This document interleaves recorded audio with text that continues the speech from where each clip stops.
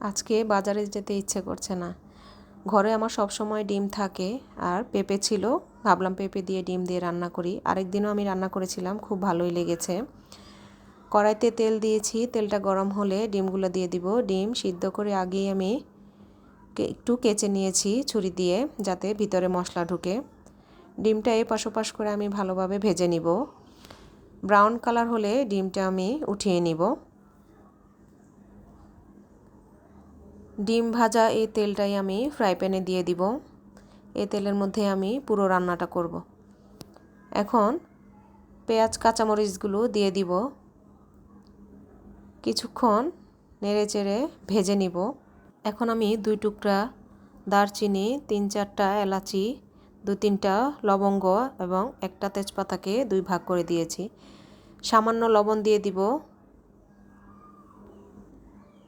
এখন 1 চা চামচ আদা আর 1 চা চামচ রসুন দিয়ে দিব।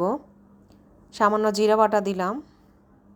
মূলত মাংসের মধ্যে যা যা মশলা দেই, ডিম রান্নায় সবই দেয়া লাগে, আমি দেই বিশেষ করে। একটু সামান্য পানি দিয়ে দিলাম কষানোর জন্য। এখন অল্প পরিমাণে হলুদ দিলাম। নেড়েচেড়ে মিশিয়ে কালারটা বুঝে আপনি অ্যাড করতে পারেন। ধনিয়া গুঁড়া দিয়ে দিলাম 1 চা চামচ, মরিচের গুঁড়া দিলাম 1 চা চামচ। এখন সামান্য পানি দিয়ে দিলাম মশলাটা কষানোর জন্য। মশলাটা কিছুক্ষণ কষানোর পরে কেটে রাখা পেঁপেগুলো দিয়ে দিব। ভালো করে নেড়েচেড়ে কিছুক্ষণ কষিয়ে নিব। কষানোর জন্য একটু পানি লাগবে, কারণ পেঁপে সিদ্ধ হতে একটু সময় লাগে। আমি ঢাকনা দিয়ে দিলাম। ঢাকনা খুলে নেড়েচেড়ে নিব আর একটু। আবার ঢাকনা দিয়ে কিছুক্ষণ রান্না করব। পানিটা শুকিয়ে গেছে। এখন আমি ডিমগুলো দিয়ে দিব। ডিমগুলো দিয়ে একটু নেড়েচেড়ে নিব।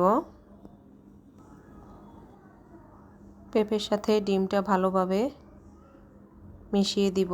মিশিয়ে একটু কিছুক্ষণ ঢাকনা দিয়ে রান্না করব। যেই পানিটা দিয়েছিলাম মোটামুটি শুকিয়ে গেছে। এখন আমি আরও পানি দিয়ে দিব। পেঁপে সিদ্ধ হতে একটু সময় লাগবে, তাই বেশি করেই পানি দিলাম।